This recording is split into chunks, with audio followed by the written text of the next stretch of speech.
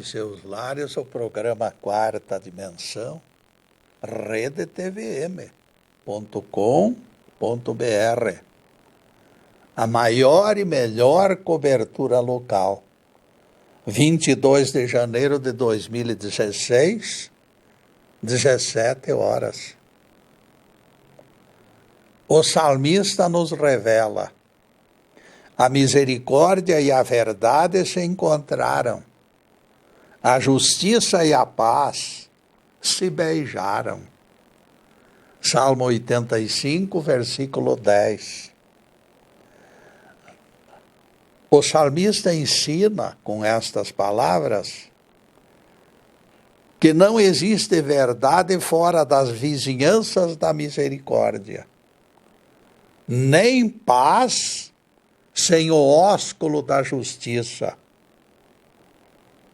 Ninguém penetrará os arcanos sagrados sem antes revelar misericórdia.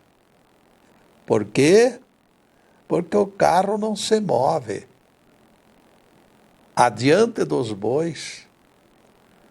Nossos amigos Stefano e Fernando comandam a parte operacional deste programa. Com eles na técnica, temos a certeza de que tudo correrá bem. O tema de hoje será: não há mal irremediável. Na manhã de 23 de novembro de 1954, Solenidade abriu porta da enfermaria B2, no Arlington Park Hospital. Não houve discursos, mas o ato marcou mudança histórica no tratamento de doenças mentais. O mundo ganhou primeira casa de recuperação sem portas trancadas. Experiência inédita, ousada, revolucionária. O Dr. Percy Rees estabeleceu inovações que repercutiram na Inglaterra e no resto do mundo. Psiquiatras afluíram de todas as partes, movidos por intensa curiosidade. Organizou-se uma espécie de colegiado, onde os enfermos alcançaram direito de voto para a modificação até mesmo do regimento do hospital. Com mais de 1000 leitos, aquela casa se transformou num enorme laboratório de pesquisas. O Dr. Percy conta que, ao ser admitido como diretor, recebeu chaves que lhe proporcionavam poderes de encarcerar doentes e até enfermeiros. E ele remata suas declarações ironizando: esse hospital precisava mais chaveiros do que médicos. Primeiro dia no posto de diretor e até o portão da frente foi aberto. A partir daí, as enfermarias foram sendo liberadas devagar, com cautela, para que todos se ajustassem aos novos estatutos. Os próprios médicos demonstraram contrariedade em devolver as chaves, alegando perda de controle sobre os tratamentos. As chaves presas na cintura de cada profissional mais pareciam armas da Idade Média. Era compreensível que eles relutassem em devolvê-las. Como fariam tratamento de pacientes indisciplinados, desprovidos de autoridade para emparedá-los? Eles resistiram às novas ordens o quanto foi possível. Grades de ferro, que representavam símbolos de opressão, foram entregues aos parques municipais da cidade de Croydon. A municipalidade, explicou o diretor, precisa mais destas grades do que nós. Analisando os resultados dos novos métodos, Percy Ries reforçou convicção de que sanatórios não devem ser prisões. E os seus argumentos são convincentes. Opressão agrava a revolta, agrava os sintomas. Alguém apenas deprimido enlouquece num hospital desse tipo. Ele sorri antes de continuar. Depois ele completa o raciocínio. Os internos são privados dos seus pertences. Eis que até a aliança de casamento é retida. Não o deixam usar garfo e faca. Carcereiro monitora cada gesto com vigilância implacável. Alguém suportará tamanha perseguição sem revolta? Crise de fúria acontecerá com toda certeza. Para que ocorra choque positivo, ponderou Percy, o enfermo deverá encontrar no hospital ambiente que seja ainda mais aprazível do que em sua própria casa. Recepcionistas treinados deverão receber os doentes. Nada constrangedor poderá ser colocado no caminho do paciente até as enfermarias. A doença já de si mesma é devastadora. A mudança de ambiente é um outro fator de estresse. Valerão, pois, portas abertas e contato afetivo. Dali em diante, ao internar, o paciente recebia cartas de boas-vindas. Eu sei quanto você se encontra apreensivo, diz a dita carta. Creia que faremos tudo para compensar o seu aborrecimento. A equipe desta casa está preparada para rodeá-lo de atenção e carinho. Os próprios doentes, em melhores condições, passaram a visitar os recentemente chegados. Só lamentamos que tais medidas tenham sido exceções, quando no Brasil, meus amigos, doentes pobres morrem sem assistência em corredores de hospitais. E somos forçados a lembrar algo deprimente. Esta revolução no atendimento de enfermos ocorreu na Inglaterra, no meio do século XX. Isto nos fornece parâmetros do quanto o Brasil vem atrasando em termos de saúde pública. E isto no que concerne aos menos favorecidos, aos pobres. Porque os abastados recebem socorro imediato e socorro de primeiro mundo. Alguém já disse que todos são iguais perante a lei. Sim, mas este alguém disse e logo em seguida deve ter esquecido.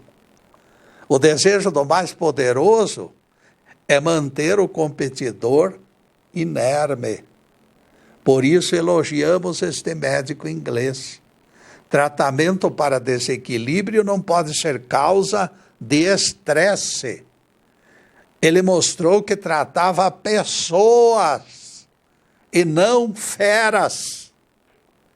O mundo está cheio de fariseus carregando chaves para prender culpados e loucos, movidos por uma visão vingativa. Na concepção farisaica, os demais seres humanos são perigosos e deveriam todos estar enjaulados. Estes fariseus oram nas praças e nas ruas para serem vistos e se cobrem de cinzas para mostrar contrição. Eles se escandalizam quando enxergam uma mulher bonita e sensual, embora a procurem depois que o sol descambe, depois que o sol se esconde na boca da noite. Eles notam o argueiro nos olhos do próximo, embora nunca percebam a trave, obstruindo a sua própria visão. Palavras de censura bailam nos seus lábios, enquanto carregam as chaves da senzala. Naquela pensão, meus amigos, naquela pensão de beira de estrada, estavam reunidos em única mesa publicanos, aguadeiros, pescadores e gente de má fama. Jesus partiu o pão e, depois de abençoá-lo, distribuiu aos presentes. O tempo parecia imobilizado por aquele sol forte de verão. Discípulo recente, Levi, filho de Alfeu, fazia tudo para agradar Jesus. Continuaremos contando essa história no próximo bloco, meus caros, porque agora nós vamos fazer uma pequena interrupção para os comerciais do canal, mas é um instantinho só. Daqui a pouco estaremos de volta. Obrigado.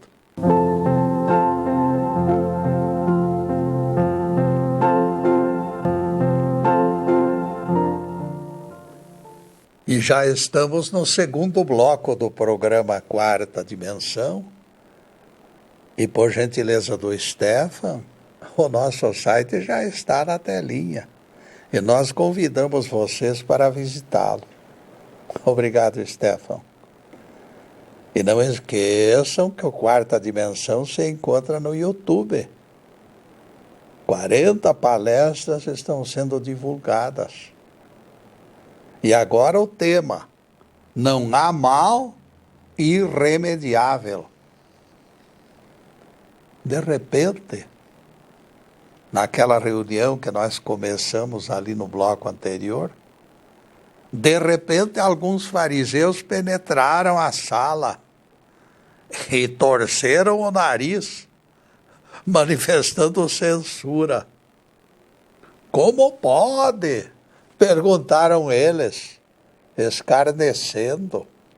Isto é um escândalo. Bradou o mais idoso e puxou Tiago pela manga. Como se explica que o vosso mestre faça refeições ao lado de publicanos e de gente de má vida? O próprio Jesus, que se encontrava do outro lado da sala, respondeu: são os doentes que necessitam de médico. Os sãos não precisam de médico. Em seguida, o Nazareno contou parábola. Certo homem possuía 100 ovelhas e as tratava com extremo carinho e cuidado. De repente ele notou que uma delas se extraviara. Então, ele recolheu as demais ao aprisco e foi procurar aquela ovelha que se perdera. Quando a encontrou, ele a colocou nos ombros e com júbilo a carregou para casa. E Jesus rematou a lição dizendo: em verdade vos digo que é maior o júbilo nos céus por pecador que se arrepende, do que por 99 justos que não precisam se arrepender. Se não houvesse pecadores, a difusão do Evangelho perderia sentido. Potencial contraventor alimenta uma corrente de alta voltagem. A alma vacilante entra na alça de mira do pregador e recebe torpedo de esperança. Todos nós, invariavelmente, somos portadores de algum distúrbio mental. Todos nós, meus amigos, somos aquela centésima ovelha extraviada. Percebam que as demais 99 ficaram agasalhadas no aprisco, mas o alvo preferencial de Jesus foi a ovelha número 100. O pastor de ovelhas chegou e, tomado de grande alegria, ergueu em seus ombros a pobrezinha, tremendo de frio. Aquele minuto de reconciliação dissolveu chagas de martírios, desde Abel até o profeta Zacarias. Todos os mártires foram naquele momento consolados. Este impulso foi repetido pelo médico inglês, quando abriu as portas e contemplou aquele doente mental enrolado em cantinho escuro, apavorado, com medo de tudo. O médico abriu a sua prisão, o tomou pelas mãos e lhe disse: você está livre para ficar aqui ou para partir. Ninguém o impedirá de realizar o que deseja. Meus caros, não é de censuras eternas que os espíritos precisam. Os condenados clamam pela clareza da compaixão. Voltando ao hospital inglês, nós apontamos uma interna daquele hospital que se chamava Jane. Por mais que a vigiassem nos tempos das chaves e das grades, ela fugira 5 vezes. Jane era fujona compulsiva. Ninguém a mantivera no hospital por muito tempo. Agora, no esquema novo de portas abertas, Jane não mais fugira. Que coisa estranha, vocês não acham? Alguém deteve Jane num dos corredores do hospital e lhe perguntou, curioso: afinal, mocinha, quando vai ocorrer a sua próxima fuga? Fuga? Quem falou que eu vou fugir? Sou responsável por 6 velhinhas para lavar, vestir e levá-las toda a tarde para um passeio nos arredores. Quem fará isto por elas se eu for embora? Percebam a sabedoria do esquema daquele hospital. Os doentes foram valorizados com responsabilidades, ao invés de permanecerem rilhando os dentes, destilando maldições. Antes, Jane era considerada louca e irrecuperável. Mantida encarcerada, ela encontrava maneiras de fugir.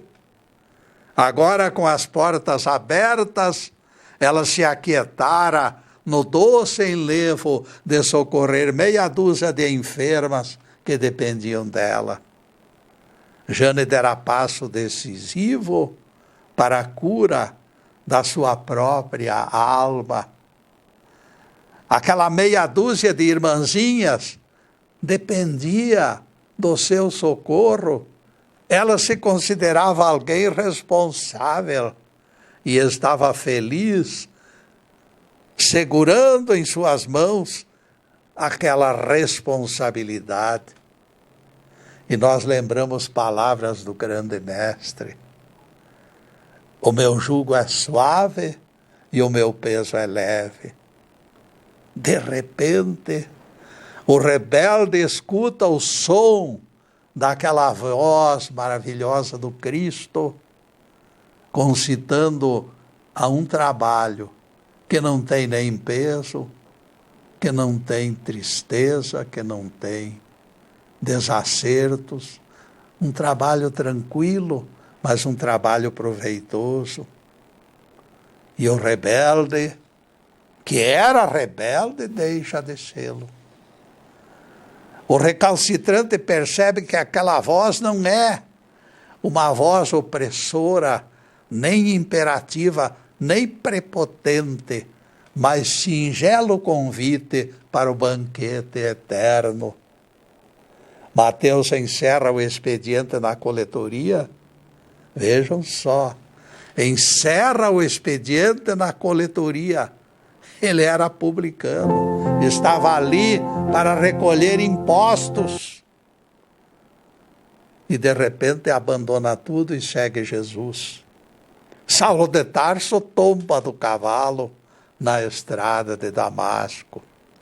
Madalena enxuga com os seus cabelos os pés do Nazareno, depois de lavá-lo com suas lágrimas quentes e contritas.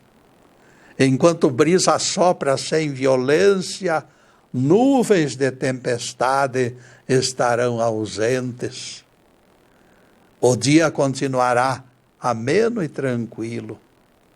Por quê? Porque onde se encontra o Espírito de Deus, diz a Bíblia, aí impera liberdade. Aquelas velhinhas que Jane tomara o seu encargo não lhe foram impostas como obrigação. Jane livremente as aceitara com alegria.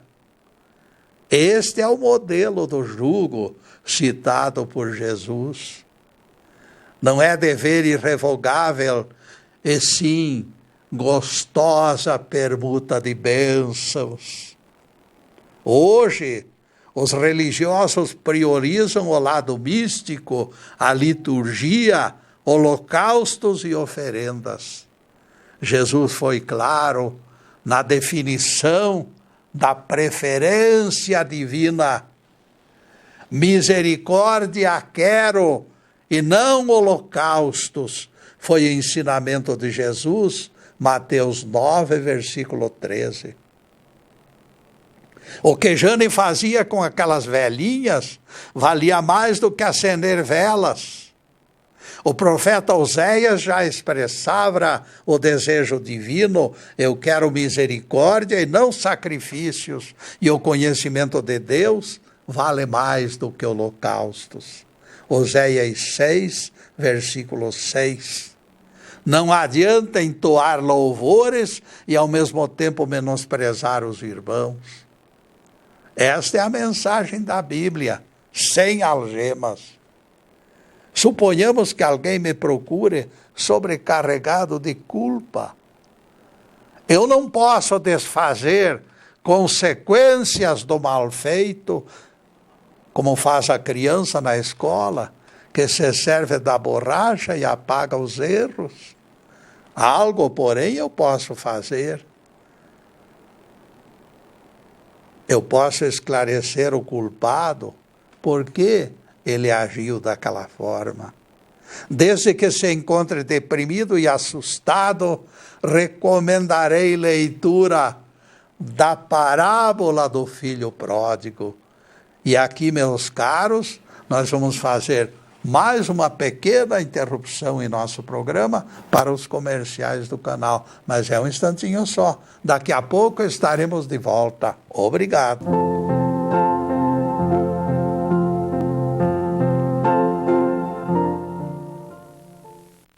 E alcançamos o terceiro bloco do programa Quarta Dimensão. A Bíblia define um desabafo bastante original do nosso Deus, de Jeová. Acaso será concebível que a mulher esqueça o filho das suas entranhas e não manifeste compaixão por ele? Pois saibam que mesmo que ela abandone o seu menino, eu jamais te abandonarei. Isaías 49, versículo 15. Vejam, caríssimos, Deus exalta o amor materno, mas revela que o amor dele por nós é ainda maior do que o amor da mãe. Depois deste desabafo divino, será que alguém ainda acredita que este pai amoroso lança seus filhos na fogueira do inferno eterno? Se nós humanos sabemos que a extensão do aprendizado em novas vidas substitui esta estupidez das penas eternas, alguém acha que Deus ignore esta solução tão clara e tão simples? Eu creio em reencarnação pela soma de justiça e misericórdia. A junção das duas. E depois desse pinguinho de doutrina, continuaremos o nosso assunto de hoje. Não existe mal irremediável. Como pode alguém perder a esperança, conhecendo a acolhida do pai ao filho pródigo? O amor é mais forte que qualquer erro. O amor está muitos pontos acima de qualquer culpa. Quando conversamos sobre o filho pródigo, porém, nunca será demais ampliarmos comentários. A parábola do filho pródigo poderá confundir pessoas mentalmente semelhantes ao irmão mais velho, poderá. Mas esta narrativa, meus amigos, é muito mais do que drama trivial do cotidiano. Ela define a trajetória cósmica dos nossos espíritos, a dissipação de recursos, a entrega sem medida aos prazeres, o egoísmo do caminho largo. Esta história extrapola os esbanjamentos de recursos financeiros. Ela invade a deterioração da saúde, da tranquilidade e do equilíbrio. Ela define a lenta e pedregosa viagem do nosso retorno ao lar. Depois de inúmeras marchas e contramarchas, o filho mais moço é recebido com festas. Talvez aqui se encontre o maior de todos os nós para os pregadores de salvação cor-de-rosa. Intérpretes foram iludidos baseando-se no final da história. A miragem enganadora surgiu pela apreciação do retorno e do acolhimento festivo. Tais figurinhas imaginam que o moço fez compras na mercearia da esquina e voltou logo em seguida. Não. Ninguém se iluda com esta tentativa de dourar a pílula, saltando diretamente para o baile e para os assados da festa. Teremos que analisar a história atentamente. A narrativa diz que ninguém aprende a ser feliz num passe de mágica. Esta casa do seu pai é um paraíso, lhe diz alguém e pronto. E de repente você dá meia volta no quarteirão, a varinha de condão o transformou em filho amoroso por artes mágicas. E o pai de família arquitetou o milagre final. A opinião de terceira pessoa faz sua cabeça e se ajusta plenamente. E você então se ajusta plenamente na casa paterna. Não, meus caros, não é tão fácil assim como alguns pensam. A narrativa brilhante do nosso Rabi fala em dissipação e ambientes de vício e de prostituição. Seres inteligentes precisam realizar as experiências, todas elas, para extrair lições diferenciadas. O tédio de receber comida e roupa lavada na casa paterna desgostava aquele moço. Ele queria experimentar a vida lá fora, enfrentar o desconhecido. O risco de dar com os burros na água era previsível, mas ele assumiu aquelas possíveis consequências. Fica bastante evidente, portanto, que o filho pródigo não se converteu num passe de mágica. Ele sofreu lenta e dolorosa transformação até se convencer que a casa do pai era realmente o seu lar. Então ele voltou e o pai o recebeu sem ressalvas. Simplesmente, meus amigos, o pai se alegrou com sua volta e todos dançaram no salão principal. Esta parábola do filho pródigo é claro sinal de que a deserção é inevitável para todos nós que somos espíritos errantes e estamos aqui para aprender. Esta parábola do filho pródigo mostra que permanecemos na expectativa dos nossos filhos, como Deus também permanece na expectativa de que nós retornemos. Vejam que de longe o fazendeiro, pai de família, permanece na expectativa da volta sem violentar a liberdade de escolha. Repetimos a advertência que se encontra embutida neste trecho do Evangelho.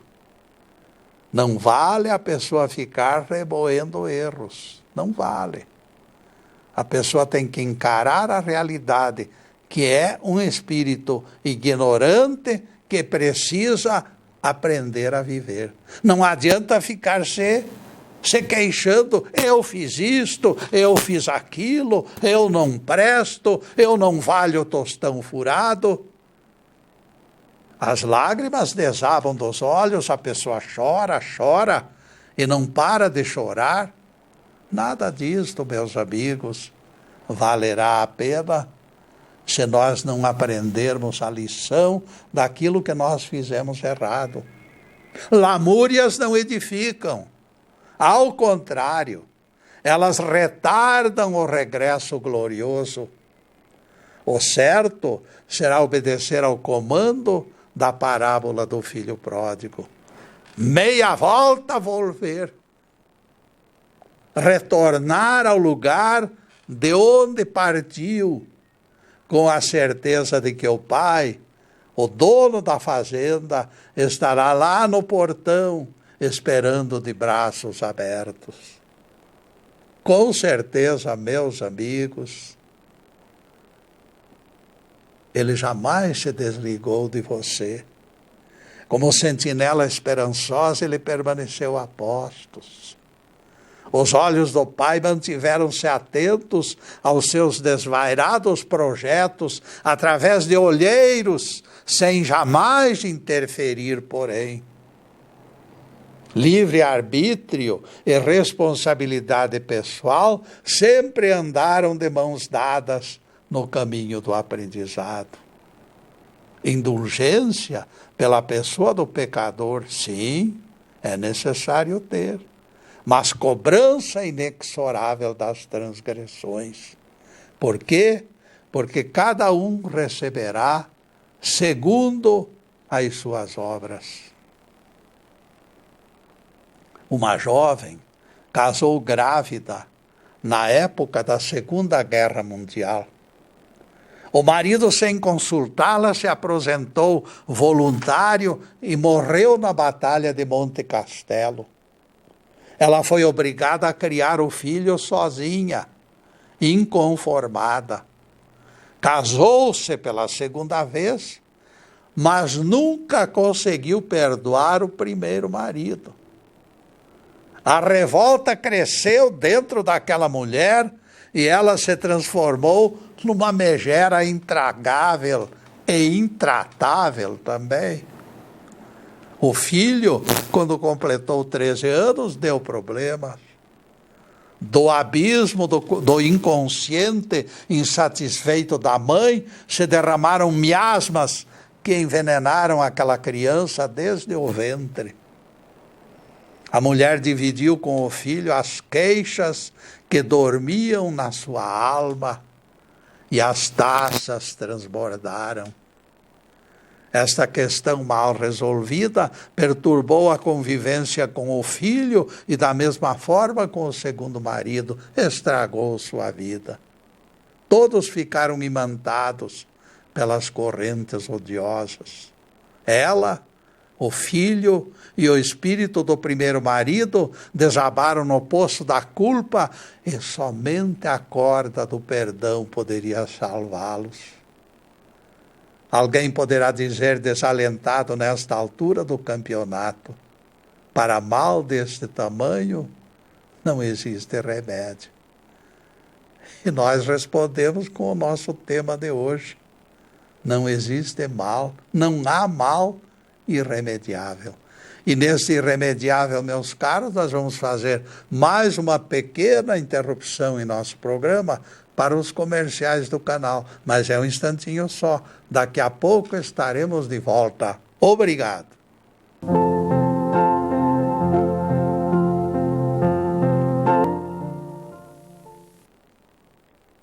E chegamos ao último bloco do programa Quarta Dimensão.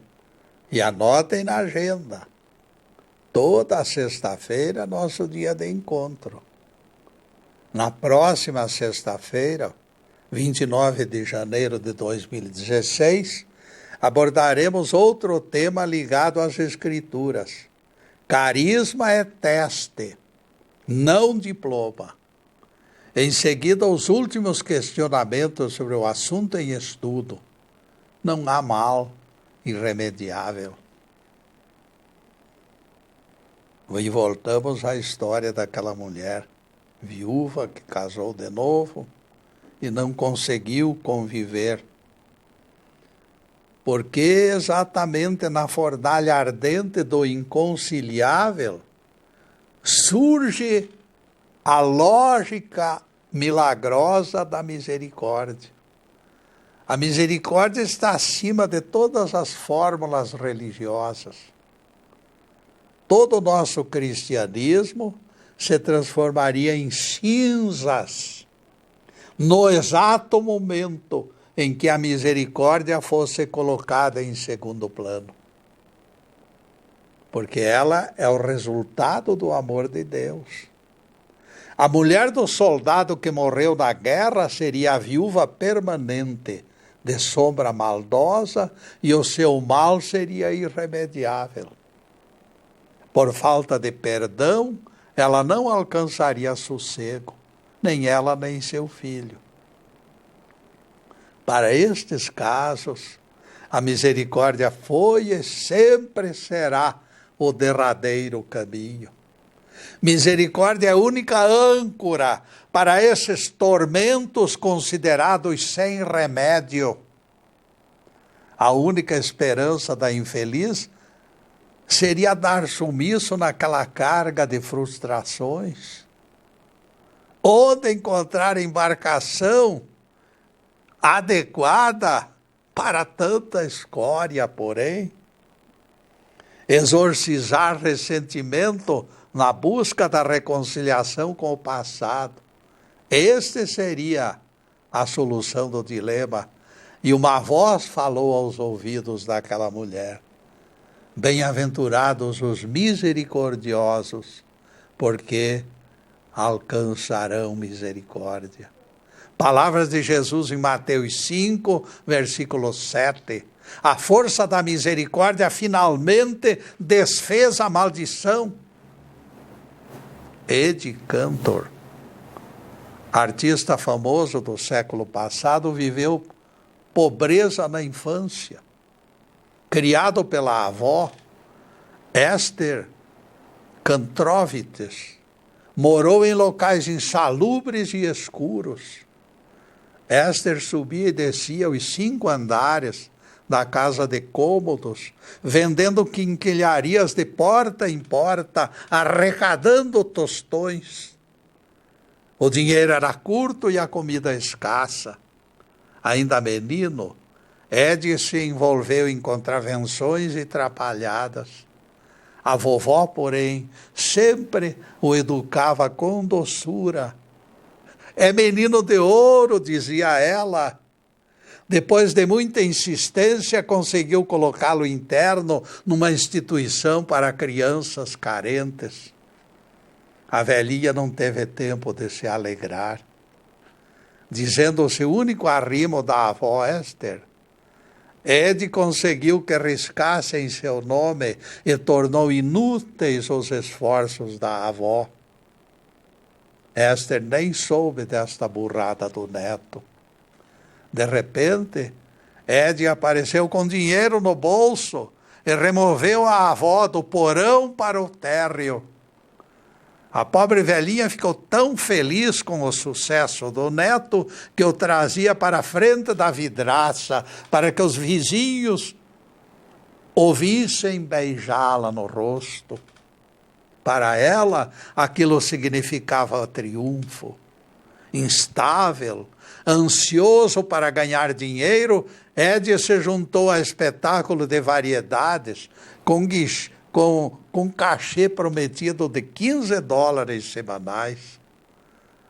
Na estreia em Xerandoá, na véspera de Natal, porém, não apareceu um único espectador. Esther precisou arranjar dinheiro para sua passagem de volta. Mas ela não disse uma única palavra de censura, escreveu Ed mais tarde. Acolheu-me em casa, me envolvendo com expressão penalizada. Continuava a gostar de mim da mesma forma, sem qualquer recriminação, apesar de todos os pesares. Passou muito tempo doente, até morrer com 84 anos. De certa forma, Esther Cantrovites desencarnou feliz, porque o seu neto não morrera de fome, nem de enforcamento. Seu neto estava vivo, lutando pela vida. Isto para ela, de certa forma, representar a vitória, considerando as lutas para criá-lo e transformá-lo num homem digno. Na noite de estreia de Ziegfeld Feliz, algumas semanas depois da morte da avó, Ed Cantor alcançou o tão esperado sucesso. A canção "Esta é a pequena que me serve" foi aplaudida de pé por enorme multidão de espectadores. Will Rogers, que fazia parte do elenco, passou no camarim de Ed para cumprimentá-lo. Ficou surpreso diante do amigo, entregue a grande sofrimento. Ed estava com o rosto afundado na penteadeira, chorando. "Como pode estar chorando?" perguntou-lhe Will. "O público ainda não cessou de aplaudir o seu sucesso." "Por que ela não pode estar aqui comigo neste momento de vitória, Will?" Ed perguntou com os olhos marejados de lágrima. "Por que aquela mulher extraordinária não viveu para assistir o meu sucesso?" "Ora, Ed, lhe disse o Will, você não está percebendo?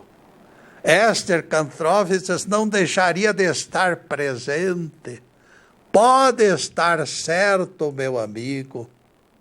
Ela está por aqui, por perto, num camarote especial, recamado de luzes e de flores. Pela primeira vez naquela noite, Ed Cantor sorriu. Naquele momento ele teve a certeza de que a vovó se encontrava perto dele e o abençoava carinhosamente. Ed Cantor despertou para a sublime realidade de que a querida protetora se alegrava com o seu sucesso. Percebam, meus caros, as entrelinhas desta história. Se aquela mulher não mostrasse ao menino rebelde a misericordiosa força do seu amor, com toda certeza ele seria famoso por outros motivos. Esther Kantrowitz, embora pouco instruída e muito pobre, entendeu sua missão e jamais se ausentou da vida do neto. Percebam que até neste ponto ela revelou seu zelo. Morreu somente semanas antes do sucesso do protegido. Misericórdia quero e não holocaustos, disse Jesus. Não adianta bater no peito, acender velas nos altares e esquecer os deveres fundamentais. Nós nascemos com responsabilidades perante nosso Deus e o nosso Cristo.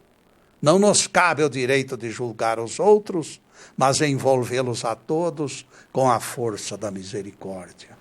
Louvado seja Deus. Que o Senhor nos abençoe e nos guarde, que o Senhor faça resplandecer o seu rosto sobre nós e tenha misericórdia de nós.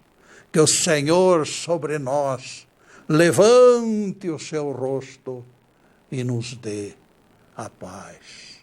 Louvado seja o nosso querido Deus Pai. Louvado seja o santo nome de Jesus, o nosso Cristo. Obrigado, Deus. Na próxima semana, como já anunciei, meus caros, dia 29 de janeiro de 2016, a palestra será Carisma é teste, não diploma. E aqui só nos resta agradecer a presença maravilhosa de todos vocês atrás desta câmera. Que Deus possa derramar as suas bênçãos sobre todas as famílias, sobre todas as pessoas. Bênçãos de prosperidade, de saúde, de paz, de harmonia, tudo que é bom, mas acima de tudo, meus caros, amor no coração. Muito obrigado, meus amigos, e boa noite.